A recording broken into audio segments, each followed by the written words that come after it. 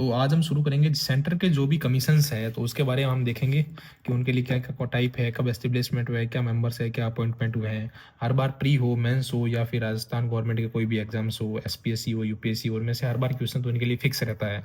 और बस छोटा सा मटेरियल है और क्वेश्चन भी बहुत ज़्यादा आते हैं, तो आप आराम से इनको पढ़ सकते हैं।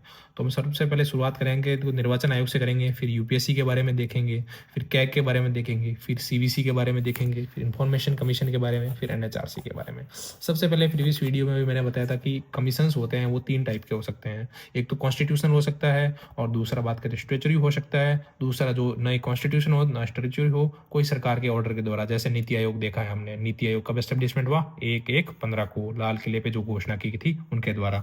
नीति आयोग के बारे में भी हम अगली वीडियो के अंदर देखेंगे, उनके बारे में नीति आयोग की क्या स्पेशल बात है, अभी कौन चेयरमैन है, क्या क्या प्रोसीजर होते हैं, सारी चीज़ें देखेंगे इसके बारे में। ठीक है, सबसे पहले हम देखें तो सबसे पहले मतलब संवैधानिक वो होते हैं जिनका वर्णन जब संविधान बना था, तो मेन कॉन्स्टिट्यूशन के अंदर जिनका वर्णन किया गया था, कॉन्स्टिट्यूशन के अंदर सीधे लिखे गए थे कि इन कमीशन का भविष्य में गठन किया जाएगा, तो उनको कॉन्स्टिट्यूशन मतलब जिसको कॉन्स्टिट्यूशन बोलते हैं। दूसरे बात करें तो सबसे पहले जो स्टेचुरी जो वैधानिक होता है, जो सरकार कोई भी पार्लियामेंट के द्वारा एक्ट के द्वारा किसी का गठन करती है तो इसके द्वारा बनाए जाते हैं। अब अगर हम देखें तो इसके अंदर 3 ही कॉन्स्टिट्यूशन है, 3 ही स्टेचुरी है। तो सबसे पहले देखते हैं, सबसे पहले निर्वाचन आयोग के बारे में देखें तो सबसे पहले ये कौन सा है, कॉन्स्टिट्यूशनल है। तो इसके अंदर बात करें तो कौन से पार्ट में है ये भी पूछ सकता है, कॉन्स्टिट्यूशन के कौन से पार्ट के अंदर इसका वर्णन किया गया निर्वाचन आयोग का, तो आपको याद रखना है 15। कौन सा 15, क्या याद करना है 15, 15 पार्ट के अंदर ये डिवाइड किया गया है। और एक पीछे चले तो यूपीएससी उसके अंदर वर्णन किया गया है 14-15, ऐसे याद सकते हैं 14-15, क्या 14-15, 14-15 14। यूपीएससी ऐसे याद कर सकते हो पार्ट 14 में, 14 के आगे क्या आता है 15, तो कौन से आर्टिकल में 315 से 323 के बीच में। और निर्वाचन आयोग की बात करें 324 से लेके 329 के बीच में है। फिर इसके बाद बात करें कैग की, बात करें तो कैग भी हमारे कॉन्स्टिट्यूशन के अंदर लिखा हुआ है, आर्टिकल कौन से के अंदर है 148 के अंदर। किसके अंदर लिखा हुआ है 148। कैग का तो पिछली बार आरपीएससी के अंदर ये मैच वाला क्वेश्चन भी पूछा था जो हम आगे देखेंगे। फिर बात करते हैं CVC, information commission and NHRC. इसकी अगर याद करने की ट्रिक है, तो अगर आपको टेन्योर याद करना है इनका, तो इनके लिए एक अच्छी सी ट्रिक है एनसीआई। क्या याद कर सकते हो आप, एनसीआई, एक रेगुलर ऑर्डर के अंदर एनसीआई। एन मतलब क्या होता है एनएचआरसी, तो एनएचआरसी का कार्यकाल कितना होता है 370। और सी मतलब क्या होता है सीवीसी, सीवीसी मतलब इसका टेन्योर होता है 465। आई मतलब क्या होता है इंफॉर्मेशन कमीशन, तो इसका कार्यकाल कितना होता है 565। ठीक है, एनसीआई ऐसे याद कर सकते हो 3 4 5। ओके, इस ऑर्डर के अंदर एनसीआई याद है तो 3 4 5। और तीनों के बारे में स्पेशल बात क्या है, तीनों ही सरकार के क्या है एक्ट के द्वारा बने गए, मतलब कौन से हैं ये वैधानिक है। ओके, ये याद कर सकते हो। और बात करें तो सबसे पहले कौन से वैधानिक है, सीवीसी भी वैधानिक है, इन्फॉर्मेशन कमीशन वैधानिक है, एनएचआरसी भी वैधानिक है। एनएचआरसी के बारे में प्रीवियस वीडियो के अंदर हमने देखा ही था, 1993 के अंदर एक्ट आया था, 12 अक्टूबर को घोषणा हुई थी और काम करना कब से शुरू कर दिया 8 जनवरी 1994 के अंदर। अब आप राजस्थान वाला बताना कि राजस्थान वाला कब एक्ट आया था, कब पारित हुआ था राजस्थान के अंदर।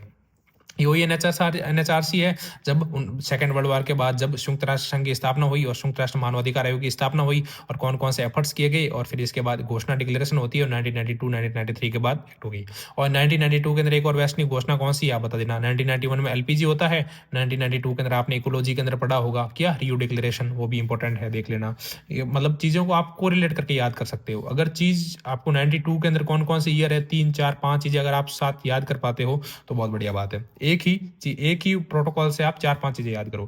फिर इसके बाद ये कौन सा है वैधानिक है। फिर बात करते हैं हमने कैसे याद किया एनसीआई। उसी प्रकार देखा तो सबसे पहले मेंबर्स कितने होते हैं निर्वाचन आयोग के अंदर, जैसे हमने एसपीएससी के बारे में देखा एक मेंबर होता है, इसमें पहले 1+3 थे, अभी कौन है, अभी कितने मेंबर है 1 मेंबर है। यूपीएससी के अंदर कोई फिक्स मेंबर नहीं है। कैग के अंदर एक ही बंदा होता है, CAG। किस ए की बात करें तो इंग्लिश जो वर्णमाला है उसमें एक कितने पे आता है पहले नंबर पे, तो फर्स्ट।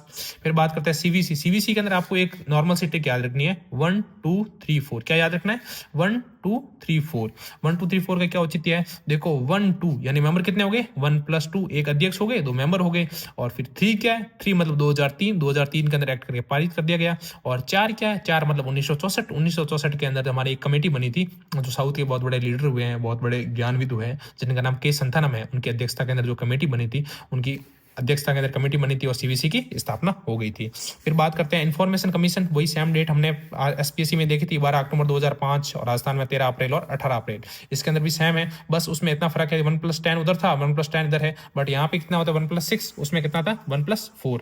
एनएचआरसी थोड़ा इंपॉर्टेंट हो जाता है क्योंकि इसमें कॉम्प्लेक्सिटी लेवल थोड़ा इंक्रीज हो जाता है। इसमें एक अध्यक्ष होता है, 5 तो पूर्णकालिक सदस्य होते हैं और 7 कितने सदस्य होते हैं, पदेन सदस्य होते हैं। जिस प्रकार हमने उसमें देखा कि राज्यपाल अपॉइंट करता है, उसी प्रकार सेंटर के अंदर सारे अपॉइंटमेंट राष्ट्रपति करता है, जैसे आप देख रहे हो।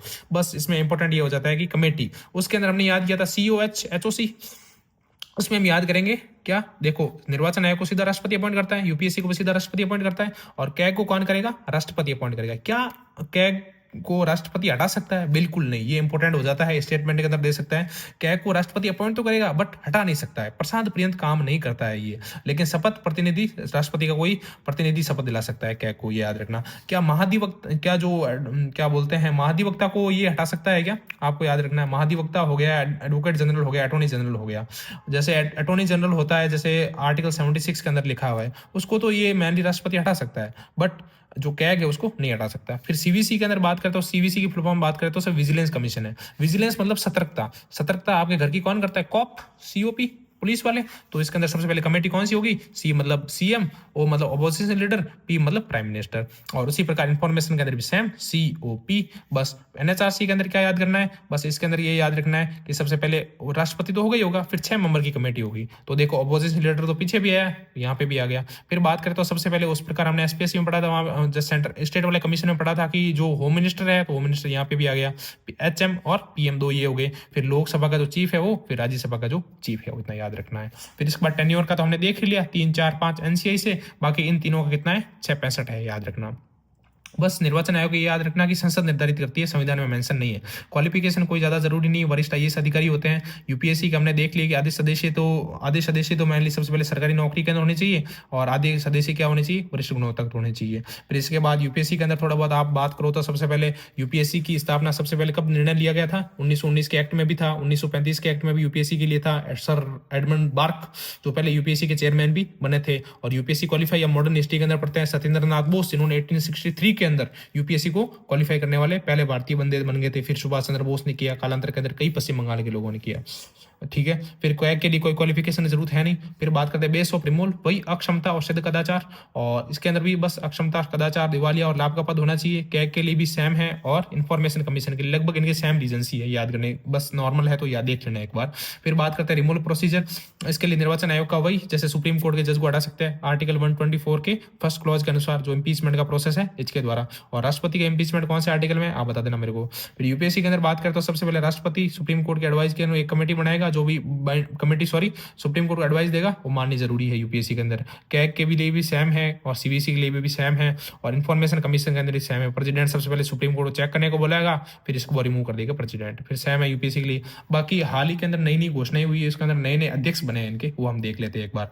वैसे निर्वाचन आयोग का अध्यक्ष अभी कौन है? अभी तो राजीव सर है। फिर इसके बाद वो मेंबर कौन है? एक तो सुखविंदर सिंह और एक ज्ञानेश कुमार, जो RS मेंस के अंदर इन दोनों के नाम पूछे थे 2 नंबर के अंदर। फिर यूपीएससी का चेयरमैन कौन है? प्रीति सूदन। पहले मनोज सर थे, मनोज सर ने अभी इस्तीफा दे दिया और प्रीति मैडम बन गए हैं। फिर कैग की बात करें तो सबसे पहले हमारी प्रेसिडेंट कौन है? ऑनरेबल प्रेसिडेंट द्रौपदी मुर्मू जी है। उससे पहले द्रौपदी मुर्मू है, उसी प्रकार JC मुर्मू थे। अभी हाल ही के अंदर इसी मंथ में नवंबर दिसंबर में चेंज हुए के संजय मूर्ति जी बन गए हैं। और सीबीसी का अध्यक्ष PK श्रीवास्तव है। ठीक है, विजिलेंस ऐसे याद रख सकते हो ना, घर का दौरा कौन रखता है? दौरा रखता है बेचारा, रात को जागता रहेगा तो पिएगा रात को, तो PK श्रीवास्तव है। फिर इसको इन्फॉर्मेशन देगा वो हमारे लिए धीरा ही होगा, तो अभी कौन है? हीरालाल सामरिया। NHRC का हाल ही के अंदर चेयरमैन हुआ है कौन? चेयरमैन बने कौन? V रामा सुब्रमण्यम। कौन? रामा सुब्रमण्यम। NHRC मतलब ह्यूमन किसकी पूजा करते हैं? राम की, तो रामा सुब्रमण्यम। फिर इसके बाद इनके वर्क इंपॉर्टेंट हो जाते हैं, थोड़े बहुत वो देख लेते हैं। ज्यादा प्री के लिए तो इंपॉर्टेंट नहीं, बट मेंस के लिए फिर भी एक बार देख लेते हैं ना। सबसे पहले निर्वाचन क्षेत्र का जो भी भूभाग निर्धारित करना है, वो कोई भी पार्टी को मान्यता देनी है कि ये नेशनल पार्टी है या नहीं है, इसको डिवाइड करनी है।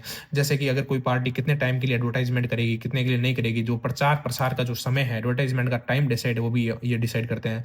और राष्ट्रपति शासन को अगर 1 साल बढ़ाना है तो इनकी परमिशन बहुत ज्यादा जरूरी है। और लोकसभा के अयोग्यता संबंधी निर्णय के लिए सबसे पहले राष्ट्रपति को परमिशन देते हैं, जो हम देख लिया है। फिर बात करते हैं यूपीएससी के लिए पदोन्नति के नियम है, सेवा बदलाव है, कोई पेंशन हो, बढ़ते हो संबंधित। और एक ये याद रखना है, कोई भी एग्जाम के अंदर पूछ सकते हैं कि भारत में जो मेरिट पद्धति है उसका जनक किसको कहते हैं? यूपीएससी को कहते हैं।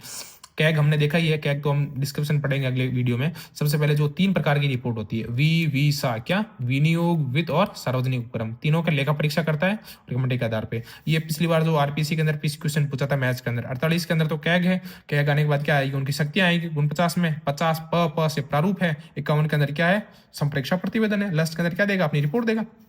फिर सीवीसी की बात करें तो सबसे पहले क्या है, जो कॉर्पोरेशन एक्ट 1988 है उसके तहत जांच करता है। ग्रुप ए के सारे ऑफिसर है, समीक्षा कर सकता है, जांच कर सकता है। ऑल इंडिया सर्विस है, ग्रुप ए है, पीएसयू बैंक हो गया, स्केल 5 से ऊपर हो गए, पीएसयू के जो भी सीईओ हो गए, एलआईसी के एसडीएम हो गए। इन्फॉर्मेशन कमीशन वही पिछली बार देखा, फीस वीस लेता नहीं, समय सूचना दिवानी सकते की सारी राइट है। फिर एनएचआरसी देख लिया कि सबसे पहले जो कोई एनजीओ को प्रमोट करना हो, अवेयरनेस बनाने के लिए विभिन्न प्रकार के प्रोग्राम चला सकता है। दीवानी न्यायालय को जो भी सारी शक्तियां वो इसको प्राप्त है, और सीबीआई सीआईडी पुलिस वगैरह उनकी सहायता ले सकता है। इसकी भी एक विंग होती है, और मेनली ट्रीटी को, जो इंटरनेशनल ट्रीटी उसको प्रमोट करने का काम करता है। Okay, thank you so much.